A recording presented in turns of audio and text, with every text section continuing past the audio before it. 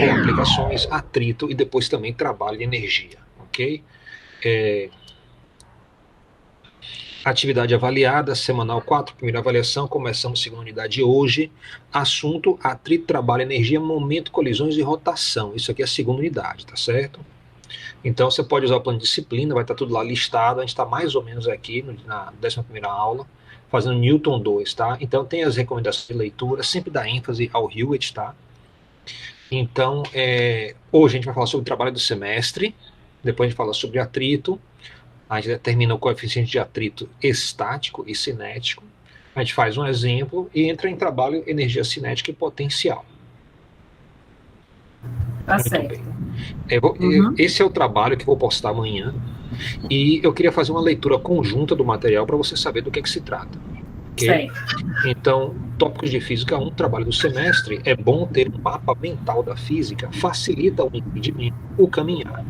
É isso que esse trabalho pede, a construção de um mapa mental, a organização da informação de forma espacial, decompondo um tópico complexo em partes que contribuem para o todo. Acima de tudo, é possível criar uma narrativa sobre esse mapa, digamos uma apresentação.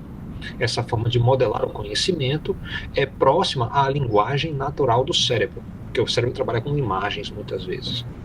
O mapa mental pode incluir ideias, desenhos, diagramas, equações e imagens conectadas, que formam uma narrativa. Essa é a modelagem. Um exemplo de um mapa mental se encontra na figura 1, logo abaixo. E este é um link para outro. Então, se você passar o seu mouse em cima do PDF, assim, ele vai se transformar em uma mãozinha. Você clica ali e você vai para esse outro, tá certo? Então, tem não só esse, mas outro exemplo também de mapa mental. Pesquise na internet sobre mapas mentais e como construir um. Há vários tutoriais no YouTube. Muito bem, então mapa mental, esse é um exemplo. Então, alguém decidiu fazer um mapa mental sobre o que é a física. Então ele saiu decompondo as ideias dele. Então ele colocou aqui no lado esquerdo, que chama física clássica. Ele colocou aqui na parte de cima a relatividade, tá? Aqui embaixo ele botou a física quântica. Aqui à direita ele colocou a filosofia, que vai ser a mãe de todas as ciências. E colocou o desconhecido aqui à direita, ó, inclusive o futuro, tá? Esse mapa mental está escrito em... Mapa. Não tá lindo? Tá lindo mesmo. Eu adorei ele. Eu trouxe ele tá em espanhol, mas é tão bonito que eu decidi usar ele como exemplo. Então ele começa aqui a falar sobre a física clássica. Note que ele vai colocar equações, vai colocar diagramas, né? Diagramazinhos, vai colocar gráficos, né? E ele vai fazendo as coisas, ó, vai enchendo, tá? Isso permite depois que ele venha e fale em cima desse mapa mental. Você já usou mapa mental alguma vez nas suas disciplinas? Não, nas disciplinas não. Agora, a professora de Tecnologia dos Materiais 2, a gente tem como nossa última atividade é apresentar um mapa mental. É com Cleia, né?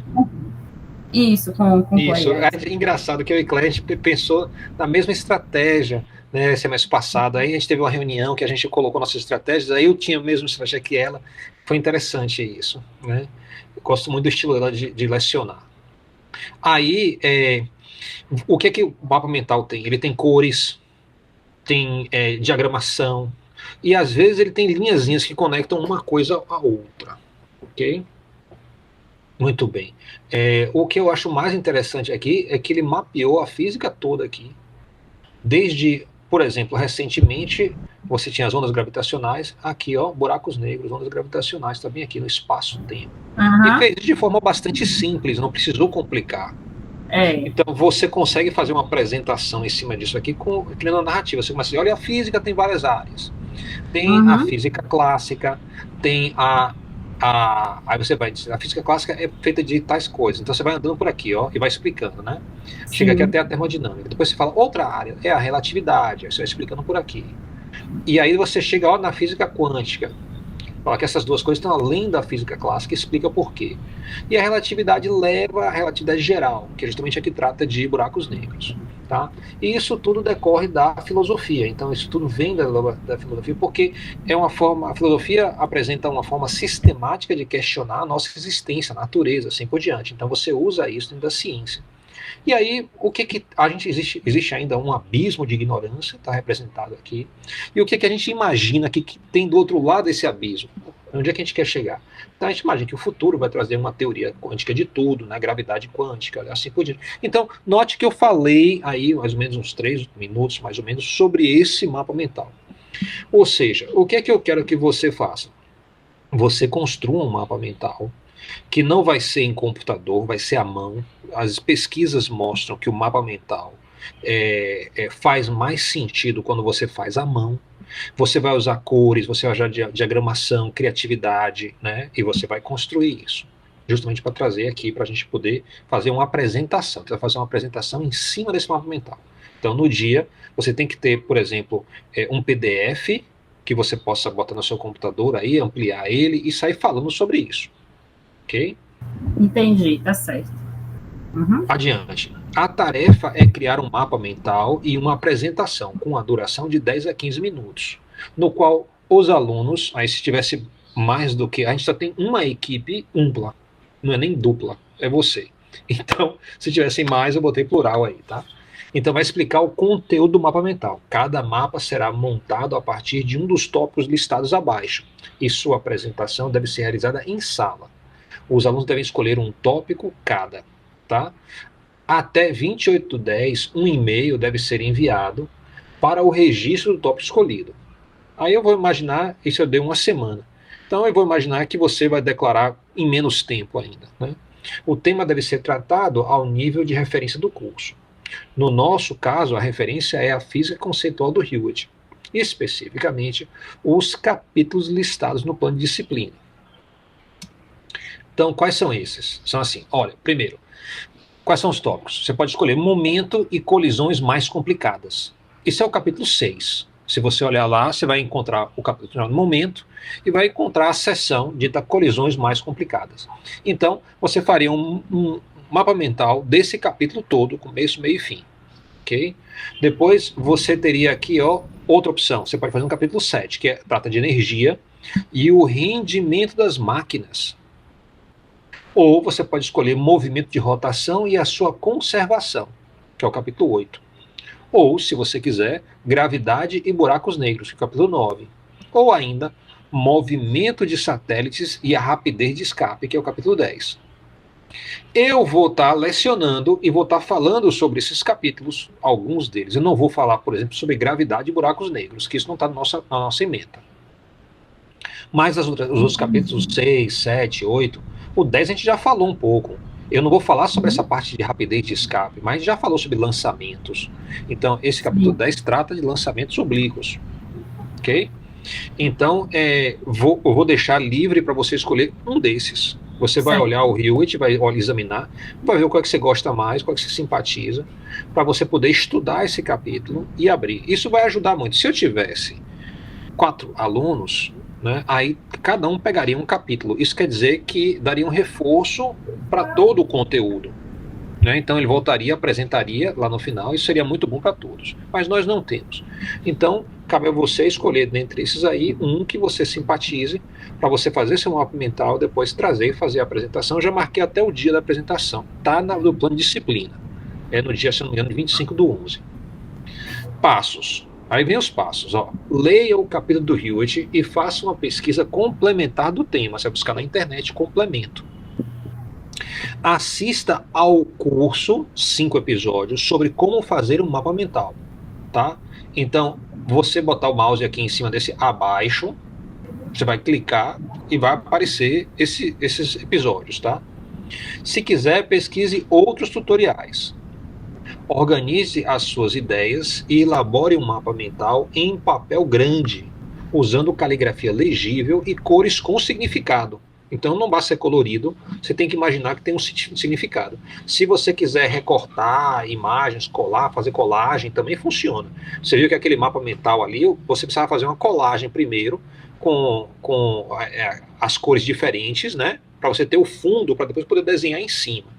Então você pode fazer como você quiser.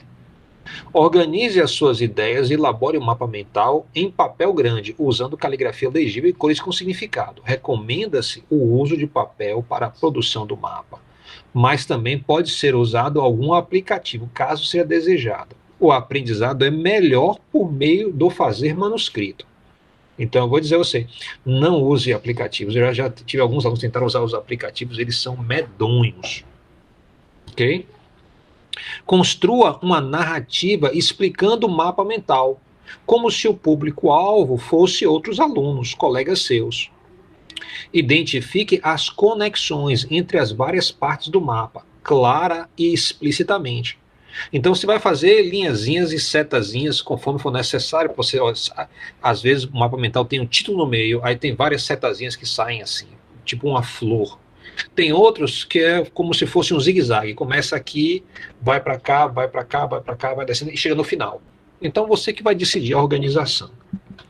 Busque sempre a criatividade. A avaliação será realizada pelo professor e pelos alunos. Aí, se não tiver colega para avaliar, só é eu. Mas, geralmente, eu peço os alunos que avaliem os mapas mentais uns dos outros. Né? E isso é uma avaliação muito interessante. Marcaremos as apresentações para o início, não é de junho, não. Tira junho, é 25/11, tá vendo?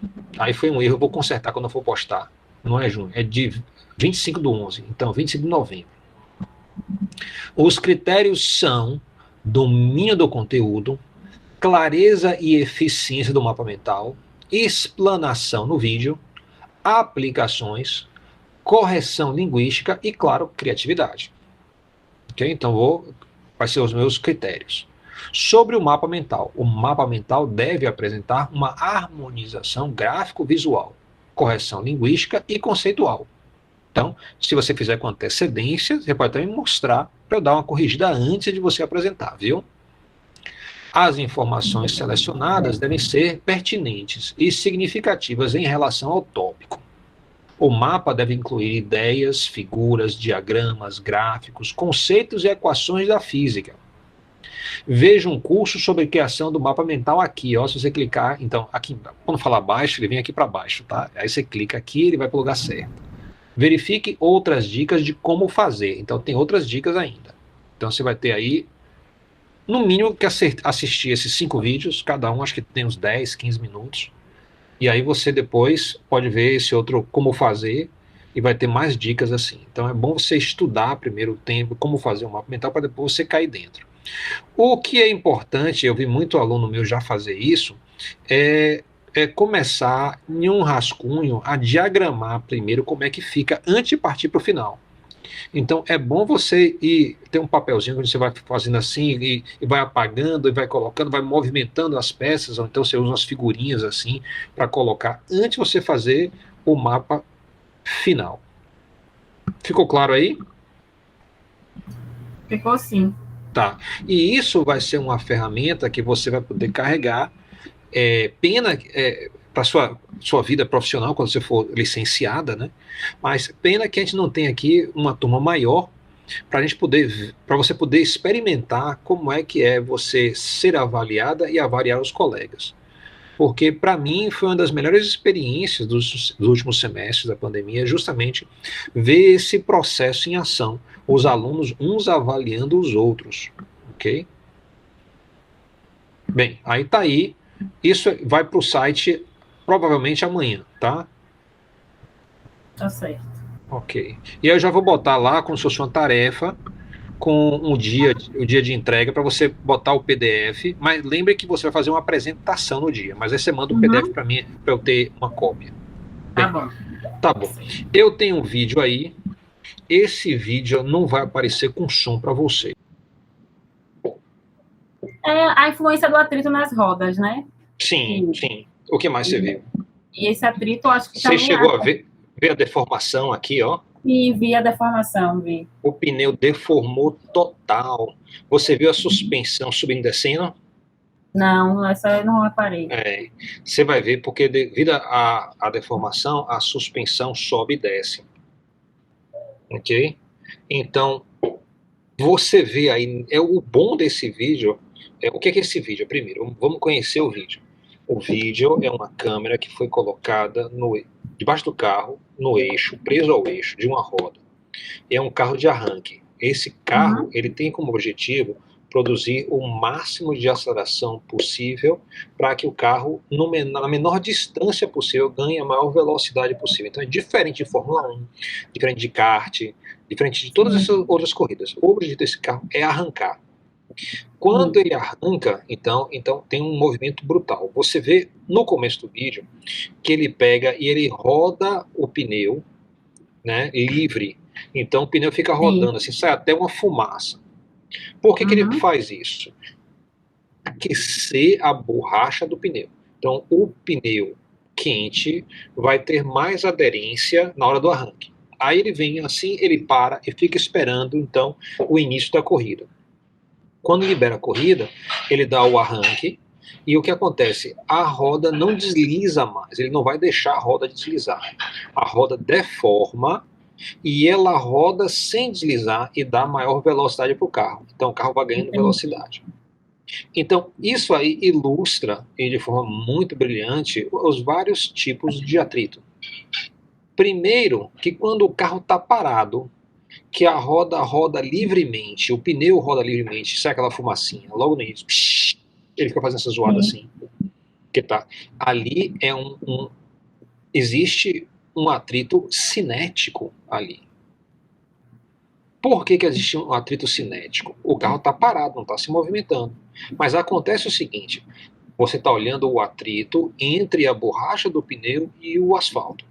A borracha do pneu e o asfalto são escolhidos porque são uma combinação que tem um atrito muito grande. Então nós queremos que o carro tenha muita aderência à pista, então é por isso que a gente escolheu a borracha de pneu que existe hoje em dia e como civilização, né? E o asfalto, né? Porque essa combinação dá um atrito muito grande. Quando o pneu gira livremente, tá? Acontece então que existe um movimento relativo entre as duas superfícies. Então o pneu está em movimento em relação ao asfalto. Especificamente, isso acontece no ponto de contato.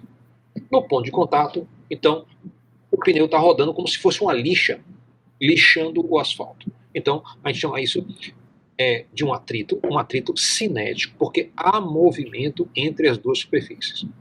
Já mais tarde, quando o pneu deforma, que ele vai girar, né, sem deslizar no asfalto, sem haver o deslizamento, né, então ele vai conseguir a aderência, ele vai movimentar, projetar o carro para frente. Ali existe, no ponto de contato, pasmem, atrito estático, porque o pneu fica estacionário em relação ao próprio asfalto, no ponto de contato, ok? Então, primeiro, mostra... É como se o pneu se arrastasse. Quando é atrito cinético, quando o pneu se arrasta, aí é atrito cinético. Mas quando o pneu gira sem arrastar, ele só está girando sobre o asfalto, aí nós temos o atrito estático. Tá bom. Quando um desliza em relação ao outro, cinético. Quando uma superfície de contato está com a outra, então olha aqui na minha mão, ó. Quando ele... É que eu não te vejo, não sei porquê, quando começa a apresentar, a câmera some. Vamos ver se eu consigo... Aqui, tá me vendo agora? Estou. Muito bem. Então, você tem aqui o chão e tá aqui o pneu, tá? Sim. Então, ele vai rodar assim, ó, tá vendo? Sem deslizar. Tá indo para frente, ele gira assim, tá vendo? Então, uma mão em relação à outra tá parada. Quando tem o deslizamento, que é no início, que ele vai aquecer o pneu, ele faz isso, ele só faz a mão passar assim, ó. Um pneu passa sobre isso. Então, isso aqui eu tenho atrito cinético, porque tem movimento entre as duas superfícies, né? Em relação uma superfície à outra.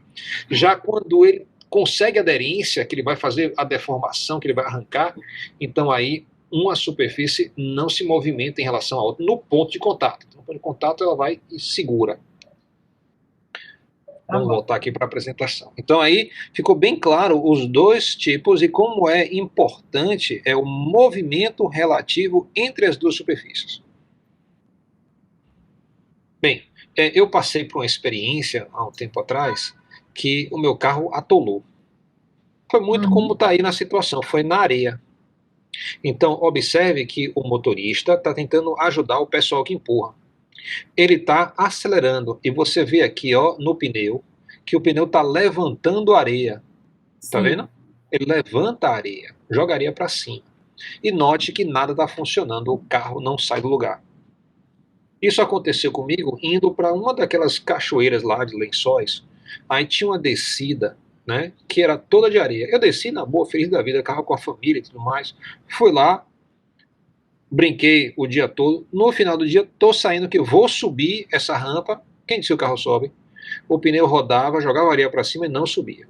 Eu tentei até que minha esposa dirigisse e eu empurrasse, como o pessoal está fazendo aí, o carro não sai do lugar. Fiquei meio triste, sem saber o que eu ia fazer. Aí ia passando um rapazinho, agricultor, da região. Todo humilde assim, quietinho, o senhor quer ajuda? Eu aceito qualquer ajuda.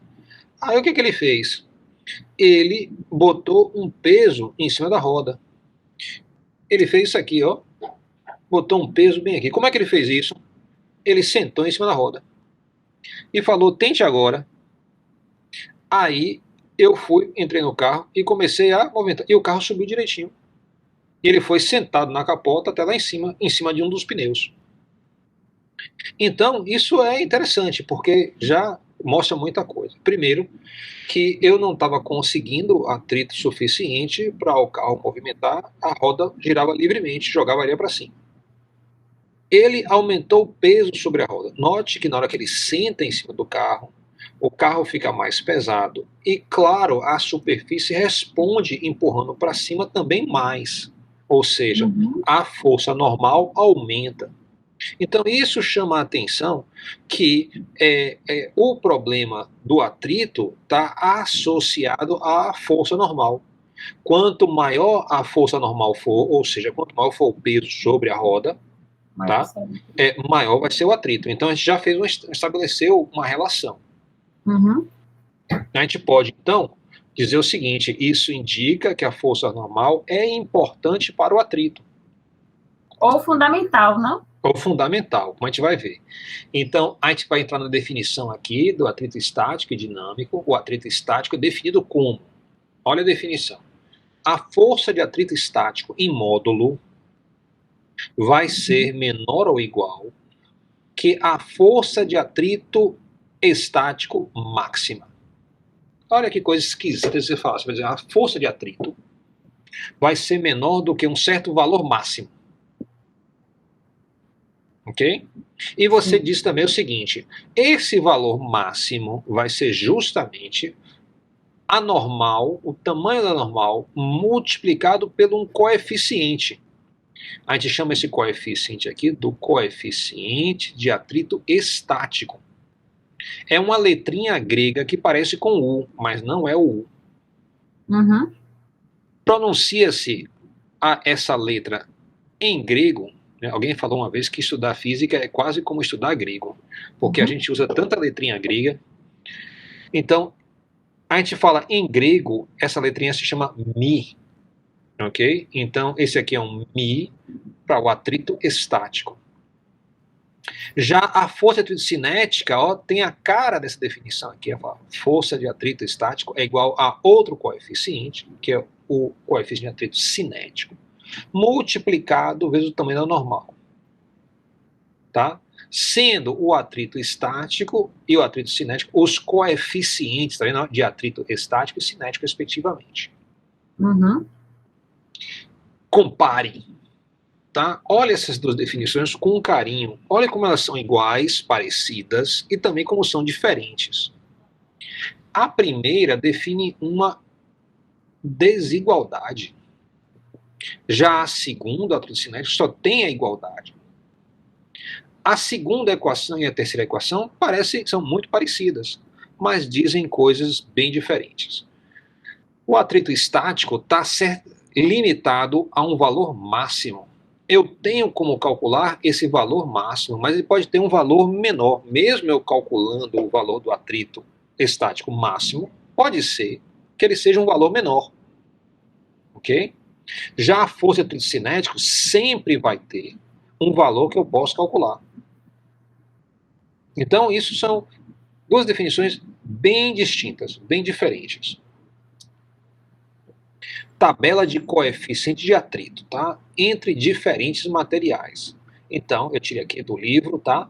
Então, você imaginando o atrito entre dois blocos de aço, né? Então aço com aço, você tem um coeficiente de atrito estático. Note que ele usa um S aqui, tá?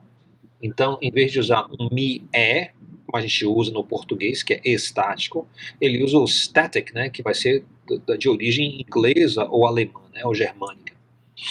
O coeficiente de atrito cinético, né, vai ser 0,57. O estático foi 0,74. De cara você já percebe que esses dois valores podem ser diferentes. Você vê que o atrito estático é maior do que o atrito cinético. E você pode se perguntar se isso é um padrão, se acontece para outra superfície. Então, tem uma listagem aqui de várias combinações: alumínio com aço, cobre com aço, latão com aço, zinco com ferro fundido, cobre com ferro fundido, vidro com vidro, cobre com vidro, teflon com teflon, teflon com aço, borracha com concreto seco e borracha com concreto úmido. Então, borracha com concreto, você pode imaginar aí que seria um pneu, né, passando por sobre uma ponte de concreto. Né, um carro que transita em uma ponte de concreto. Aí você vê a diferença do que acontece quando o concreto está seco e o concreto está molhado. O coeficiente de atrito estático cai para 1/3, o coeficiente de atrito cinético cai para mais ou menos 1/4, né? 1/3 também, seria mais ou menos 1/3, pouco menos. E aí você pode se perguntar, é um padrão que o atrito estático é sempre maior do que o cinético? Você não pode dizer que é sempre, mas assim, na maioria das vezes sim. Se você for aqui embaixo, teflon com teflon, você vai ver, ó, o mesmo valor para as duas colunas. E teflon com aço, o mesmo ocorre. E você pode se perguntar, existe um valor máximo para o atrito estático? Acontece que o valor máximo, tá? Você pode imaginar que seja 1, mas você vê aqui já, quando você tem cobre com ferro fundido, você tem 1,05. Então, não tem um valor máximo para o coeficiente de atrito estático, nem para o cinético, ok? Quando você tem a combinação de borracha com pneu, o coeficiente de atrito estático pode ser até igual a 4. Né? A gente depende desse atrito para poder manter o carro na pista quando vai fazer uma curva. Então o carro vai tender a deslizar, né, lateralmente e sair da curva se o pneu, por exemplo, estiver careca. O pneu novo, com aderência correta, ele vai tender a se agarrar no asfalto, mesmo para uma velocidade alta, né? Às vezes a gente entra em uma curva com quase 50 km por hora e o carro vai na boa. Então note que ele está ali com um coeficiente de atrito significativo, né? Então, se você olha esses números aí, você percebe que tem aí um zelo, né, pelas aplicações industriais. Então, quando você vai na indústria, você vai encontrar interfaces de aço, alumínio, alumínio. Vou chamar a atenção para uma combinação que é muito interessante, que é a vidro com vidro. Bem aqui. O coeficiente de atrito estático é 0,94. Um dos maiores da listagem. É o terceiro maior, na verdade. Eu já trabalhei com placas de vidro de alta precisão. Placas de vidro que eram utilizadas para você medir se uma régua era reta, se ela estava plana. Então você podia encostar nessa superfície e você ia poder ver se tinha algum desvio ou não.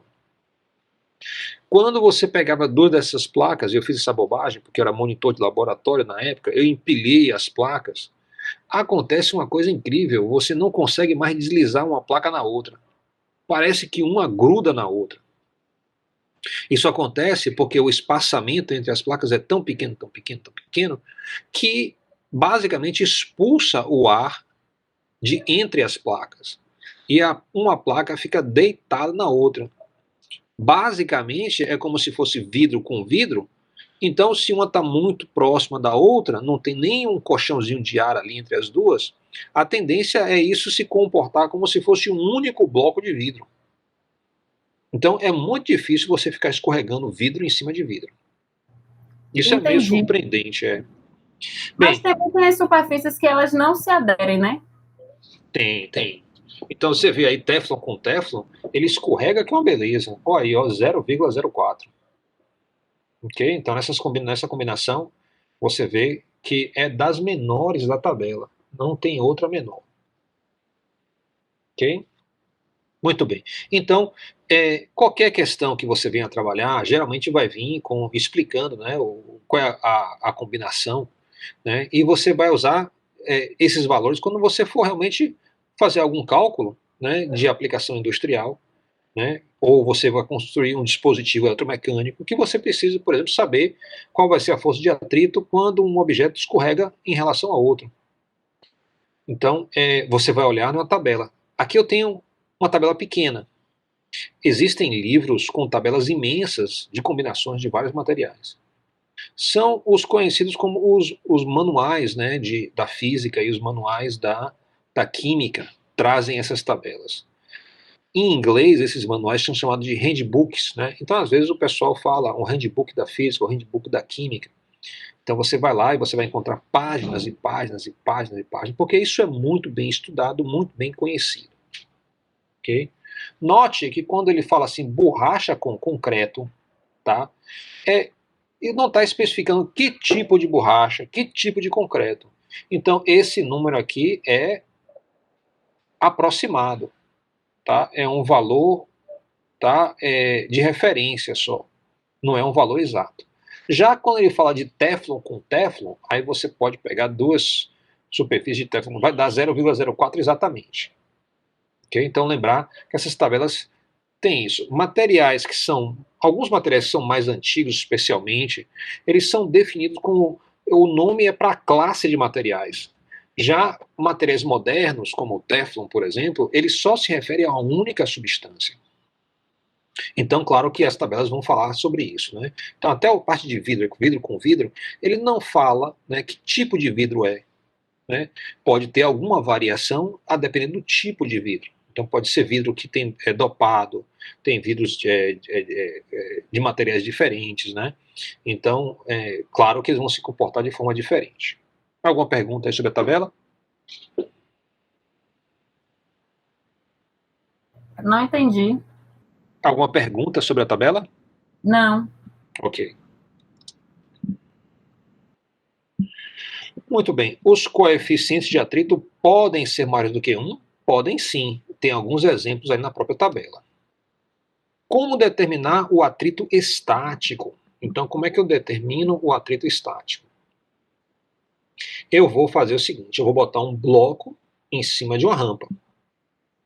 Se tem atrito entre o bloco e a rampa, esse bloco não vai escorregar descendo, porque eu esperaria, se não tivesse atrito, que ele descesse para a esquerda. Como ele não desce, aí eu percebo que tem alguma força de atrito operando no sentido oposto. Ok? Então, essa é a força de atrito estático. Eu posso fazer a seguinte brincadeira, eu posso mudar a inclinação da rampa. Então, se eu faço isso, ela fica mais inclinada, eu percebo que se o bloco não desce deslizando, essa força de atrito estática deve aumentar. Né? Então, ela era pequena quando tinha pouca inclinação, quando eu tenho mais inclinação, ela se torna maior, senão não segurava o bloco. Se eu continuar com essa brincadeira de aumentar, aumentar, aumentar, vai sempre chegar a algum limite onde o bloquinho desliza rampa abaixo. Então, se eu faço isso, ok? Se θ for maior que um certo valor máximo, então o bloco entra em movimento. E eu vou ter isso aqui. Ele escorregou. É justamente esse valor máximo que eu tenho interesse. Porque nessa posição vai definir justamente a força de atrito máxima, que pela definição é de todo interesse, porque a gente falou que a força de atrito estática sempre é menor ou igual a um certo valor de força de atrito máxima. Essa força de atrito máxima é definida a partir do ângulo a partir do qual o bloco vai entrar em movimento. Então você quer, logo antes dele entrar em movimento, você diz, aqui eu posso determinar a força de atrito e tirar o valor do coeficiente. Ok?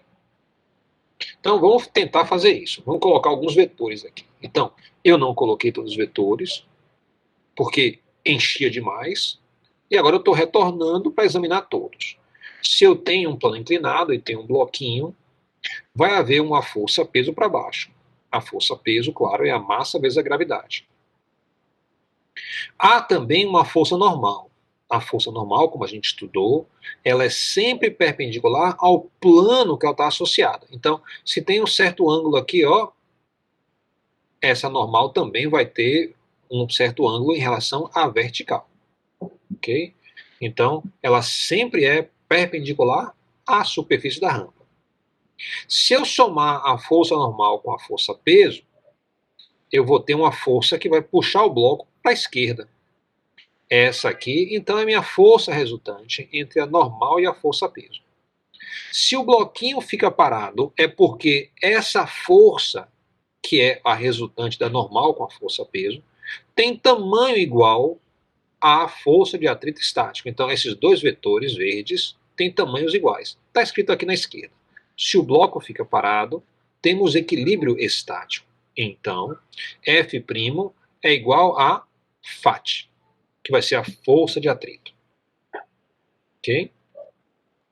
Bem, se eu aumento o ângulo, claro, a soma da normal com a força-peso aumenta, e se o bloquinho ficar parado, a força de atrito estático também aumenta.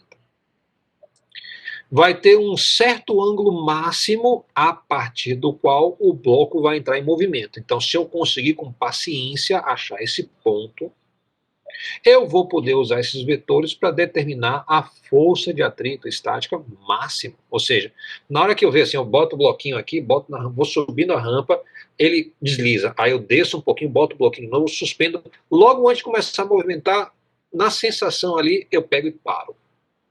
Nesse momento, eu posso dizer o coeficiente.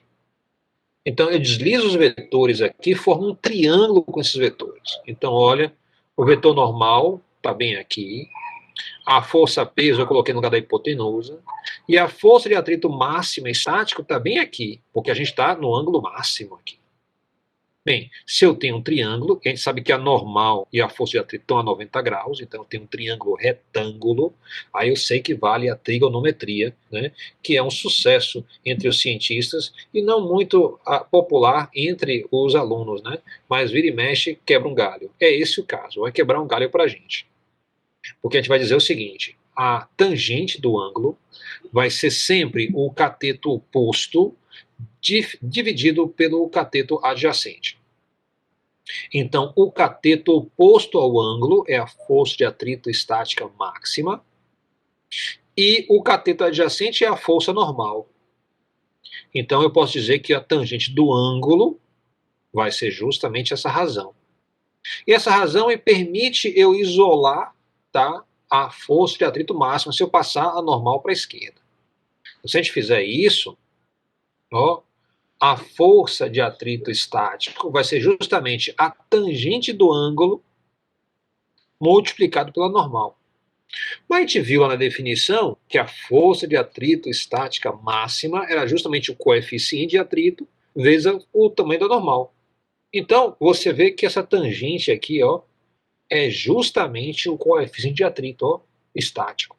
Então, por identificação, a gente conseguiu estabelecer que o coeficiente de atrito estático é a tangente do ângulo, tá, logo antes do bloquinho entrar em movimento. E eu obtenho a força de atrito multiplicando esse coeficiente vezes a normal. Então, eu agora tenho um sisteminha que para qualquer dois materiais eu posso fazer um bloquinho, posso fazer uma rampa, posso fazer essa brincadeira de sobe e desce até achar o ponto crítico. No ponto crítico, eu vou fazer minhas medidas, e aí eu vou ter, então, como calcular o coeficiente de atrito estático. Feito isso, eu posso partir para o coeficiente de atrito cinético. Para fazer o coeficiente de atrito cinético, eu preciso do movimento, tá, do bloquinho em relação à superfície. Então, eu vou puxar ele mais para a direita, mais para cima, e vou soltar ele.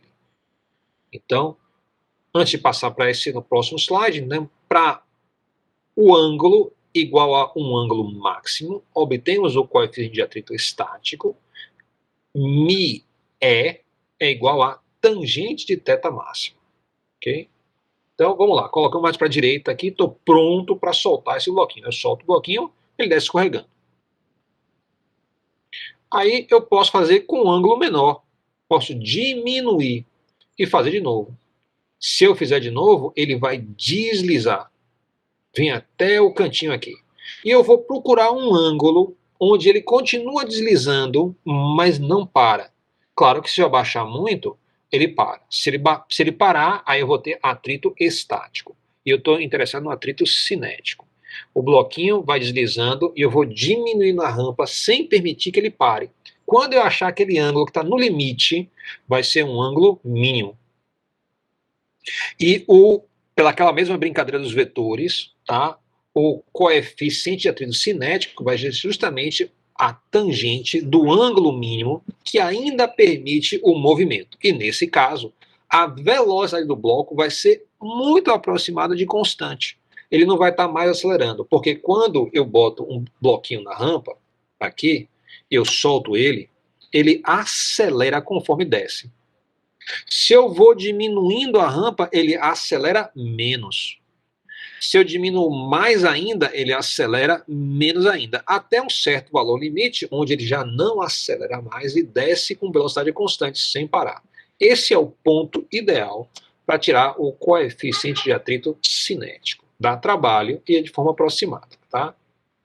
Tem outras formas de fazer, mas isso aqui é bom porque mapeia direitinho o método anterior para determinar o coeficiente de atrito estático. Alguma pergunta? Quando não há ângulo, o atrito estático? Não. Quando não há ângulo, não há movimento, né? Então a força, não vai ter força de atrito. Porque se não tem força empurrando ele para frente, não precisa de força segurando para trás. Então ele fica estacionário de qualquer jeito. Tá? Então o atrito vai ser nulo. Né? Ok? Tá bom, tá certo.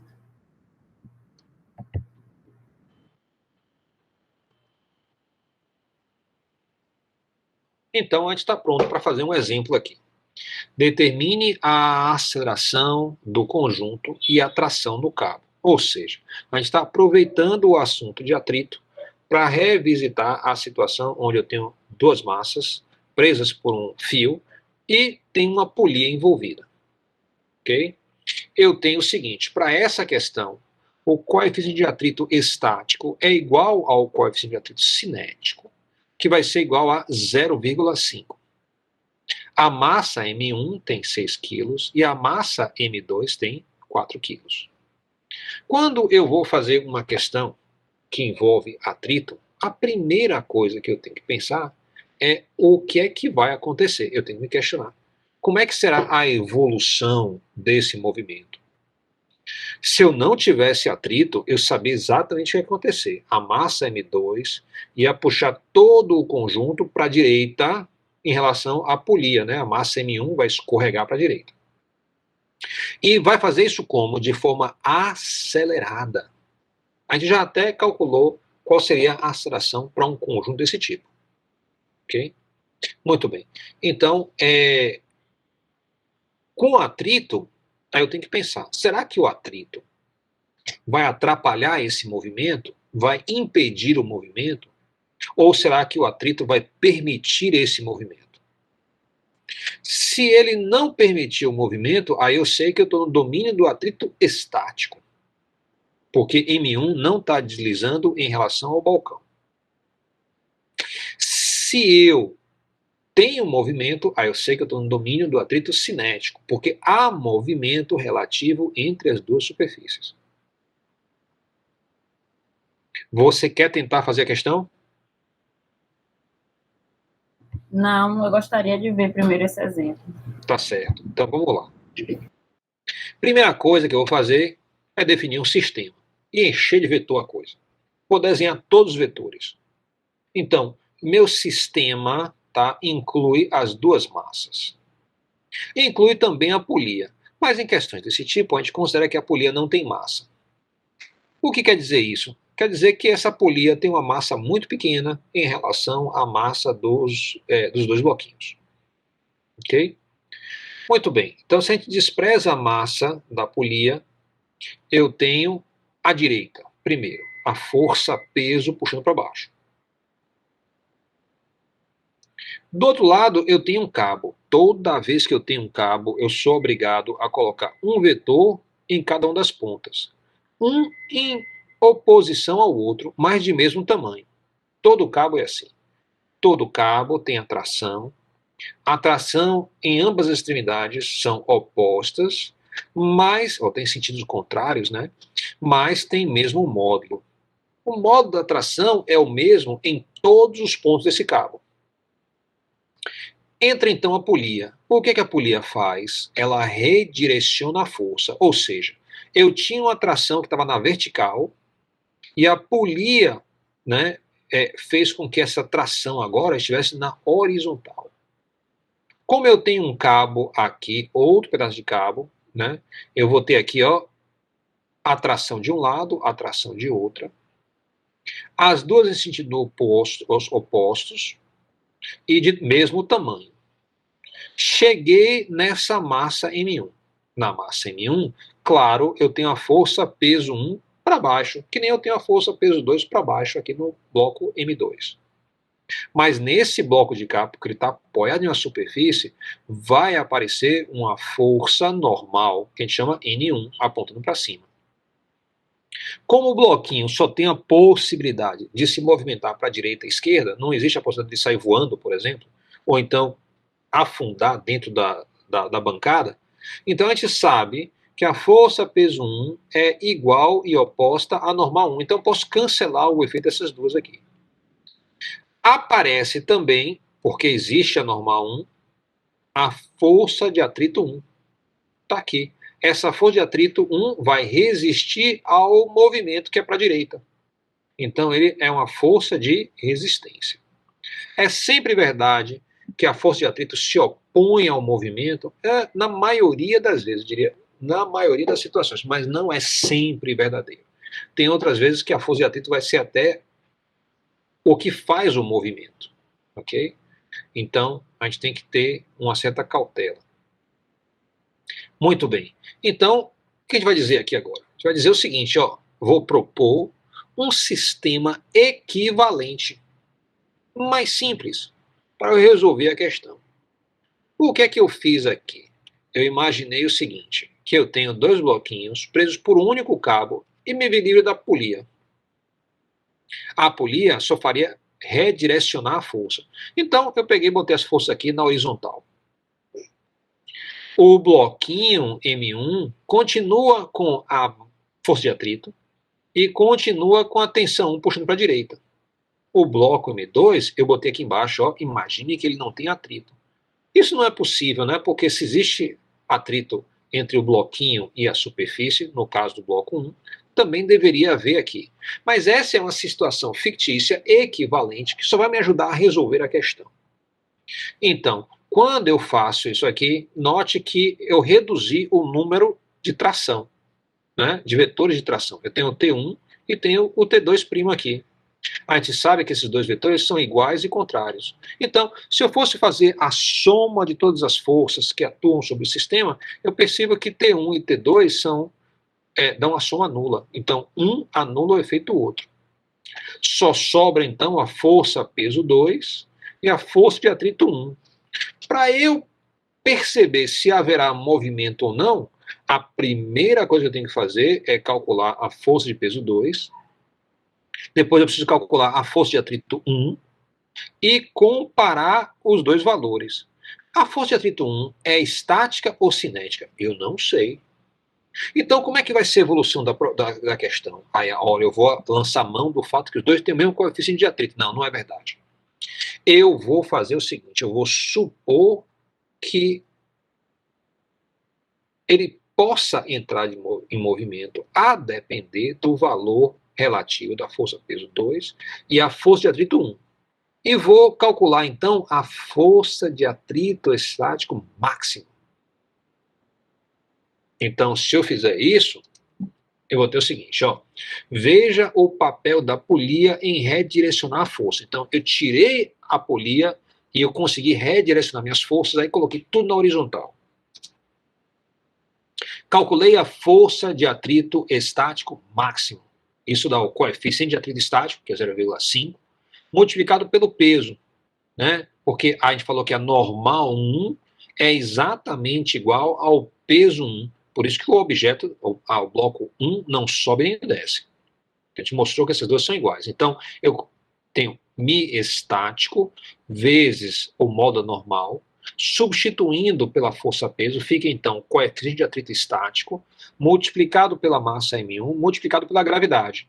Colocando os números aqui, eu vou ter 0,5 multiplicado por 6 quilos, vezes 9,8 metros por segundo ao quadrado. Vai dar então 29,4 newtons.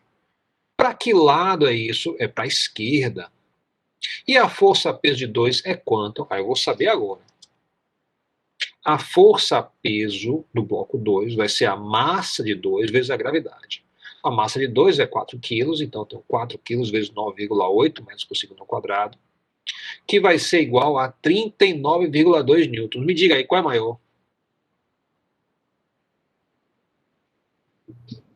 O 2, o FP2. Muito bem, se a força-peso 2 é maior, isso indica que ela ganhou, que o bloco vai entrar em movimento. Então, se ele vai entrar em movimento, a força de atrito não é importante. A força de atrito estático não é importante. Só vai ser importante a força de atrito cinética.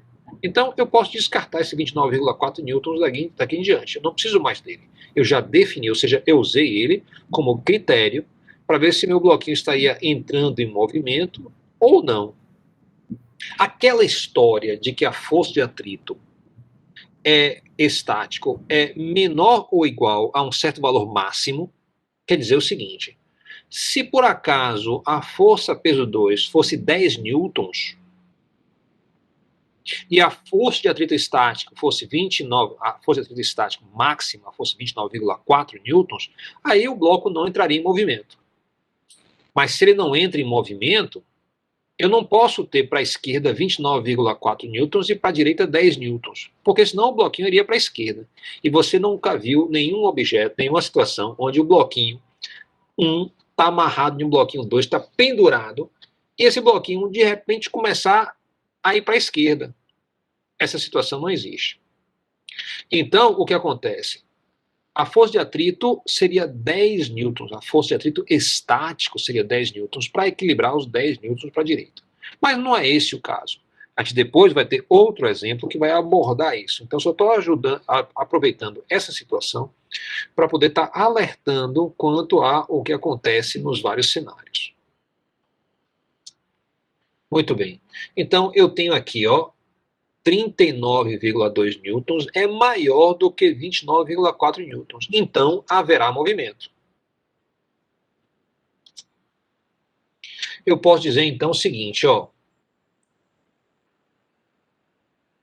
a força de Newton é igual à massa total do meu sistema multiplicado pela aceleração. E eu também posso dizer que a força de Newton é igual à soma de todas as forças que atuam sobre o sistema. Então, essas duas equações são verdadeiras. Quer dizer que o lado direito de cada uma vai ser igual à outra. Né? Mas eu gosto de pensar ela como se fossem duas equações separadas. Eu vou aqui colocar uma na direita, aqui no cantinho, e vou concentrar nessa outra aqui. Note que eu tenho uma equação com vetores. Como é que eu evoluo aqui? Eu evoluo da seguinte forma. Sempre que eu tenho equação de vetores, eu sei que isso foi uma forma preguiçosa de escrever várias equações. Então, eu vou destrinchar essa equação. Destrinchar essa equação em termos dos componentes. Mas essa aqui é uma situação mais simples. Eu vejo que eu só vou ter movimento se tiver na horizontal. Isso quer dizer que eu só vou ter componente x.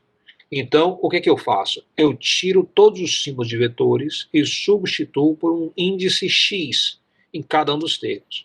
Então, fica assim, a componente x da força vai ser igual a componente x, tá, da força de atrito estático, ou cinético, né, porque a gente está com movimento, já falou que vai ter movimento, mais a força peso 2 a sua componente x. Toda vez que eu tenho o índice x, o que é que eu faço? Eu substituo pelo módulo vezes, se for x, cosseno, se for y, seno. Então, eu substituo aqui por f de x, vai ser o módulo de f vezes o cosseno do ângulo, a força de atrito cinética 1x vai ser igual à força de atrito cinética 1 em módulo, multiplicado pelo cosseno do ângulo, e a força peso 2x vai ser o módulo da força peso vezes o cosseno do ângulo. Aí fica fácil. A direita é positivo, a esquerda é negativo. Então, se a direita é a minha referência, tudo que está para a direita eu vou dizer 0 graus. Então, 0 graus é a direção do eixo x positivo. Se está na direção contrária, eu vou dizer 180. Então, ficou fácil.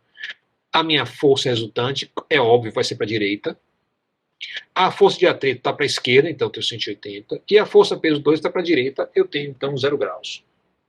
Cosseno de 0 é 1, cosseno de 180 é menos 1. Então eu posso substituir e fica assim. Você poderia chegar a essa equação intuitivamente, sem nenhuma das equações anteriores. Eu estou aproveitando para mostrar como é que funciona o formalismo da física. O formalismo da física vai concordar com a sua intuição, desde que sua intuição esteja correta. Em situações onde a sua intuição não está correta, aí o formalismo da física vai ser melhor, ele vai mostrar o norte. Ok? Então, às vezes, a gente tem uma certa intuição de uma situação, às vezes isso é verdade, às vezes não é. Se você usa o formalismo da física, seja formal, você vai estar livre de problemas de pensamento, de intuição, por exemplo, incorreta. Muito bem. Então eu posso agora sair substituindo aqui os valores. A força de atrito estática vai ser o coeficiente de atrito estático cinético vezes a massa de M1 vezes a gravidade. A força peso 2 é a massa M2 vezes a gravidade. Eu substituo, eu mudo a ordem aqui, eu boto positivo na esquerda, negativo na direita. Então mudei a ordem dos dois itens. Isso é só um hábito que eu tenho. Então, a força-peso do bloco 2 vai ficar 39,2 newtons. A força de atrito, tá? Porque o atrito cinético, o coeficiente de atrito cinético é igual ao coeficiente de atrito estático, dá o mesmo valor de 29,4 newtons. Eu faço a diferença e então eu tenho, a minha força resultante vai ser para a direita, porque deu número positivo, e vai ser igual a 9,8 newtons. Eu posso então calcular a aceleração. A aceleração sempre vai ser a força resultante dividido pela massa total. Se eu faço essa razão, eu vou ter 9,8 sobre 10 quilos, que vai dar 0,98 metros por segundo ao quadrado positivo.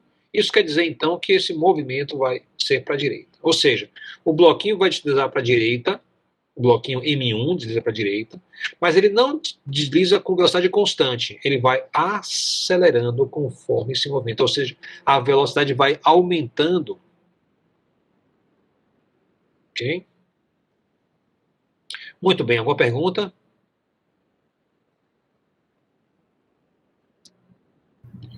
Bem, diga. Nessa situação aí da polia, a gente vai usar... Não, eu quero saber se essa fórmula F igual a menos FA... Olha, aí que tá. Vai ficar uma coisa fixa ou foi nessa situação? Você memorizar fórmulas na física sempre é mau negócio. Tá? De fato, aí você está na área de licenciatura, tá? Você vai ensinar também. De fato, ocorrem certos acordos entre professores e alunos. Eu já vi isso, do tipo, olha, aprenda essa fórmula aqui que eu vou cobrar essa fórmula lá adiante. Isso não é ensino. Isso não é ensino nem de física, nem de outra matéria qualquer. Porque entender o que está acontecendo é você poder pegar uma situação qualquer e fazer evolução. Ou seja, se em cima da bancada ele tivesse, em vez de um bloquinho, tivesse 2 bloquinhos, tudo isso muda. Ok? O que é que não muda? Não muda a lei de Newton.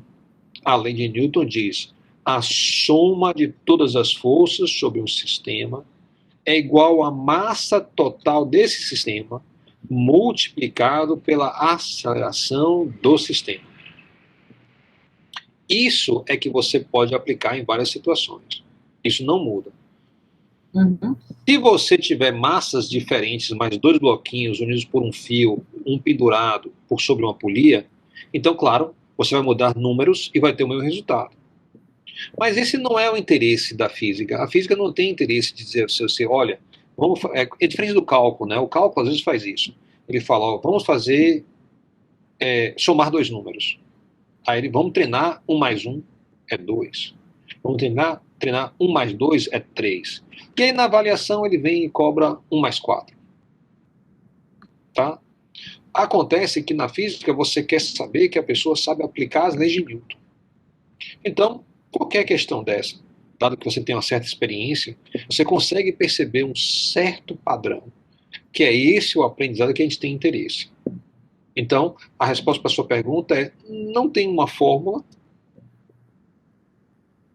tá? Até, por exemplo, a forma, assim, você pode dizer assim, olha, normal é uma coisa que é perigosa. Às vezes o aluno diz assim, a normal, como a gente já colocou aqui, a normal foi igual a força-peso. Mas isso é porque não tem inclinação. Se tivesse inclinação, aparecia um cosseno. Né? Então, isso vai mudar.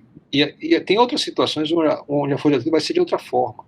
Então, você não tem uma equação, por exemplo, para a força normal. A força normal você vai ter que se virar para poder tirar. Então, é essa situação que existe. Assim. Mas a gente consegue trabalhar algumas questões em sala que permitem você modelar e você fazer qualquer questão outra. Né? Então, é justamente o objetivo aqui. Então, por exemplo, M2 vezes G igual a μC M1 vezes G só vai funcionar no caso de dois blocos onde um deles está pendurado. Quem está pendurado? O bloco 2, não é nem o bloco 1. Tá? E só funciona se você tiver movimento. Então, o atrito cinético, não usei o atrito estático. Bem, vamos então para a segunda parte da pergunta, que ela perguntou assim, qual é a tração no cabo? Então, eu saí daquele sistema que incluía os dois blocos para um sistema que inclui somente o bloco M1. Então, eu reduzi o meu sistema. Vale ainda a lei de Newton, que fala que a soma de todas as forças que atuam sobre o sistema é igual à massa total do sistema multiplicado pela aceleração do sistema. Então, qual é as duas forças que atuam nesse bloco? A força de tração 1 e a força de atrito cinético 1. Qual é a massa do meu sistema? Agora só é o bloco M1, e a gente sabe a massa dele. E aí dá para tirar então a aceleração. Vamos fazer isso.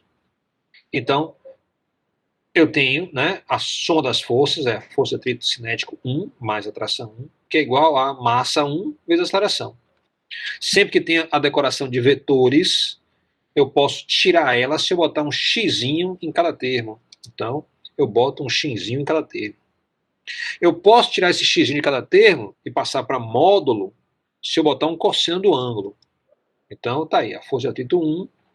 Aí note que eu estou criando uma receita de bolo. A receita de bolo diz, vetor sai se eu boto um x ou então um y em cada um dos componentes. O x ou o y sai se eu entrar com cosseno ou entrar com seno. Se eu escolho, né, a componente x, então vai ter cosseno. Cosseno de que ângulo? Do ângulo que faz com o sentido positivo do eixo x. Então a força de atrito está para a esquerda, o ângulo é 180. Já a tração 1 está para a direita, então 0. E a aceleração, dá para ver, vai ser para a direita, a gente já falou sobre isso. Então também cosseno de 0. Cosseno de 0 vai ser 1, cosseno de 180 é menos 1. Então, substituindo os valores, vai dar isso aqui. Então, eu agora posso isolar a tração 1. Eu isolo ela.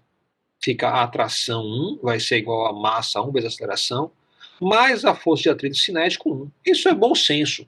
Se você olhar com detalhe, é bom senso. Ou seja, vai ter a tração, vai ter que dar conta da aceleração da massa 1, mas também vai ter que dar conta do atrito. Então, isso aí pode ser um aprendizado.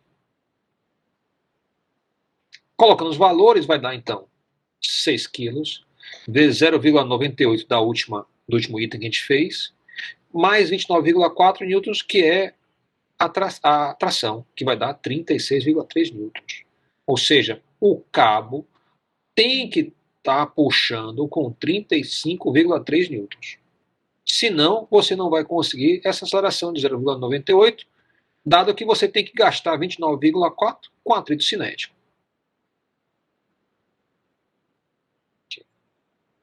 Muito bem. Então, aqui tem um exemplo que vai trazer aí todas as possibilidades. Eu tenho o seguinte: diferentes massas M2 são penduradas do lado direito desse sistema de massa e polia. Determine a evolução do movimento, modo da força de atrito, a aceleração do conjunto, a tração na corda e o deslocamento da massa após 0,5 segundos. Então, tem aqui as minhas massas. M2 é igual a 2,6 kg, M2 é igual a 2,8 kg, M2 é igual a 3 kg, M2 é igual a 3,2 kg, M2 é igual a 3,4 kg. Então, você vai fazer o quê? Você vai repetir o procedimento que a gente fez agora há pouco para cada uma dessas massas. Eu escolhi essas massas de forma propositada. Cada uma delas vai levar a situações que são interessantes. Algumas são as mesmas situações e outras são as situações diferentes. Então, em algumas situações não vai ter movimento. Em outra, vai quase que ter movimento, mas não vai ter. Em outra, você vai ter um movimento com uma certa aceleração. Em outra, vai ser outra situação. Então, aí você vai ter que fazer aí todos esses 1, 2, 3, 4, 5 casos. Seguindo o que foi feito nos slides anteriores. Aí eu vou colocar... a massa em cada segundo?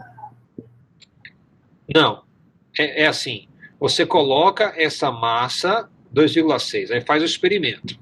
Aí vê Sim. se ele acelera, quanto é a aceleração e qual a força no cabo. Então, Sim. se ficou parado, a aceleração vai ser 0. Mas ainda vai ter uma tração no cabo. Então, você tem que determinar todas as coisas aqui dessa listagem. Você quer também o seguinte, por último, se houver movimento, aí você quer imaginar o seguinte, digamos que ele se movimente por 0,5 segundos a partir de parada, posição de parada. Então, você vai querer saber, deslocou quanto? Deslocou um pouquinho? Deslocou muito?